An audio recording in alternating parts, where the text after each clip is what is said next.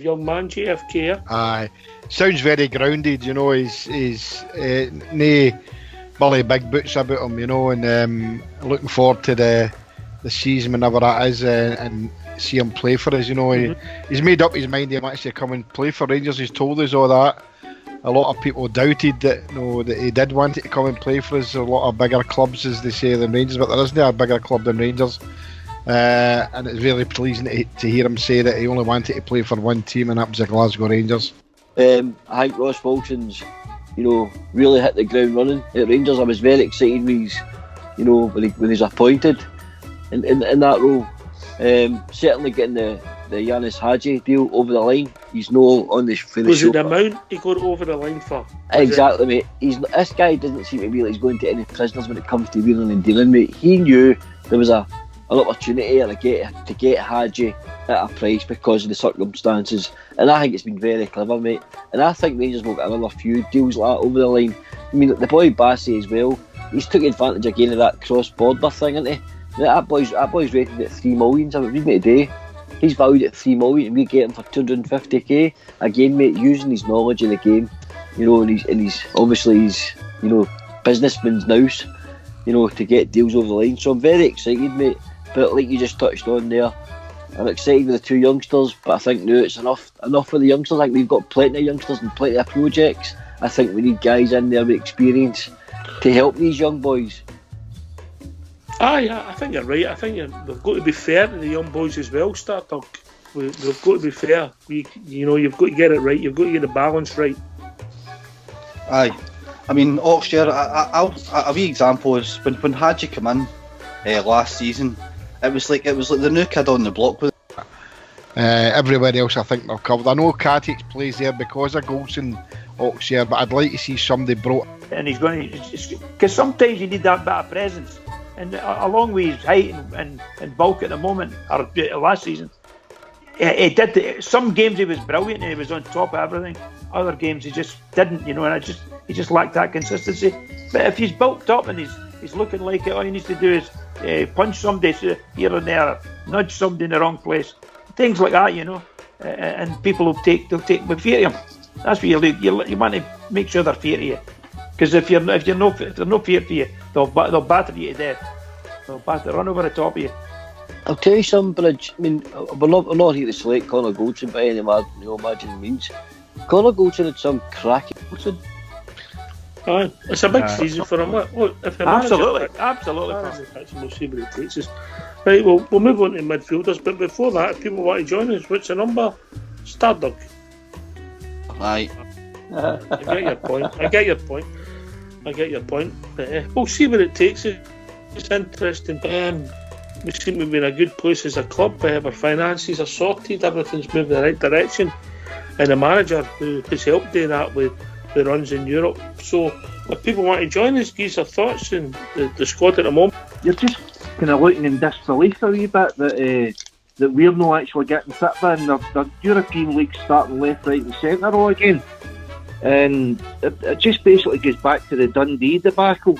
I mean, Radio Clyde, listening to that the last couple of nights, you keep going down the same road that the clubs decided to end the season. No, they didn't, because the Dundee vote was to carry on with the season, and it was only when their vote got lost, the 72 hours to basically the SPFL to come in there and convince them to change it, because Can I ask you a question, Alex? Yeah. Do you think there's another country in the world, football-wise, and I don't want to go into politics for obvious reasons, right? Is there another country in the world, football-wise, who's dealt with this crisis worse than Scotland has? Nah, it's incredible, isn't it? It's embarrassing. It's laughable.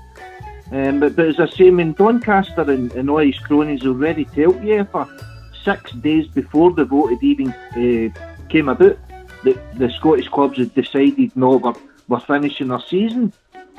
And as I say, the Dundee vote, the initial vote was to carry on with the season, and it was only when they got the chance to reject or to agree with the proposal, that's when they decided to call the leagues. So initially the SPFL clubs said, no, we'll try and get the season out. And it's just farcical. It's massive corruption. And your man Peter Liewell, his fingerprints is all over this. Club mate. Potentially, well, I mean, obviously he stood up and gave a rousing speech when Rangers presented their dossier, JFK and all the things on the dossier. So pretty much came to fruition. Aye, that was how you doing, Alec? I've heard you on the Ibrox radio, yeah. pal. Nice to speak to you. Oh, yeah. I mean, of course, as Alex said, his fingerprints are all over it. But no, how he was allowed to make that so-called rousing speech at the SPFL meeting is absolutely disgusting. And yet, I mean, here we are now, these weeks later now, and everything's happening.